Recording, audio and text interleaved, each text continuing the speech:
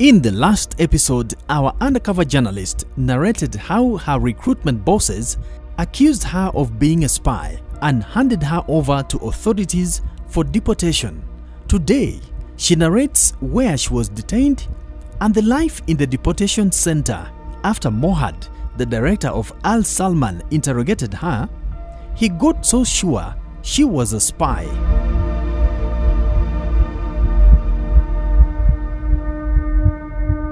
Apparently, he had done his own research and found out that she was getting in touch with our gender ministry officials.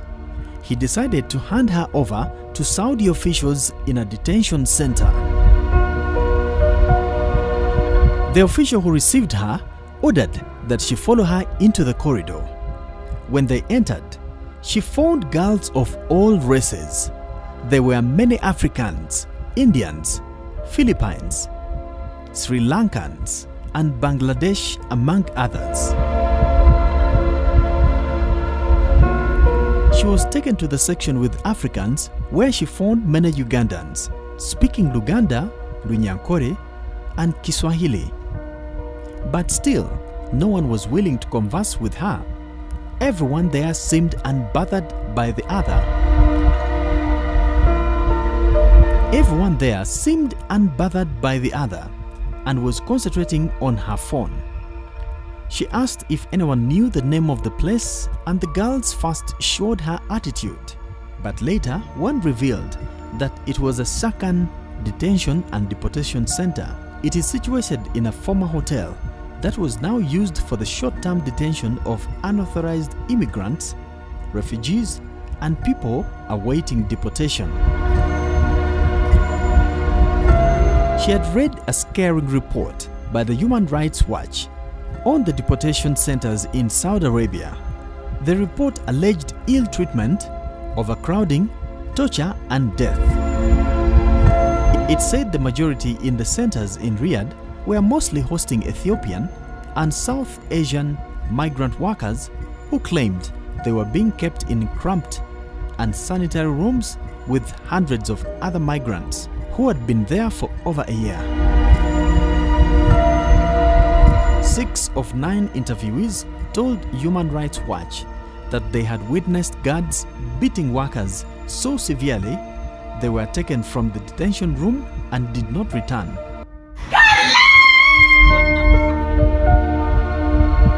One migrant said he witnessed the immediate death of 2 detainees from their injuries, and a third died 2 hours later.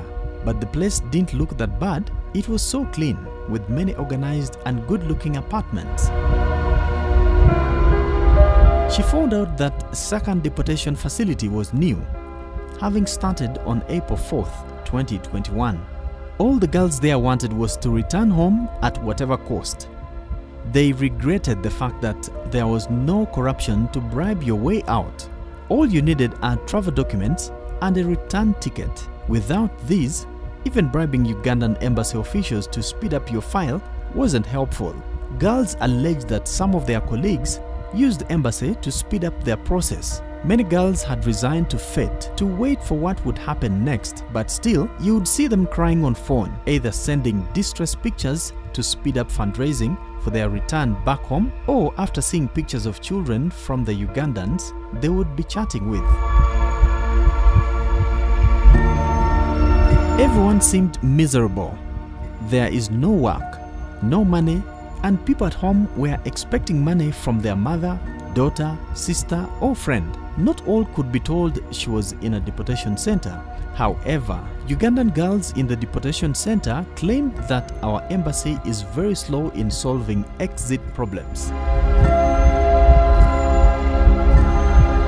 However, she was told a team of Ugandan officials from the embassy visited second facility on the evening of June 1st. They said they wanted to find out the plight of Ugandan migrants in detention and record their complaints. Girls opened up on their troubles and were told that government was going to do all it could to help them.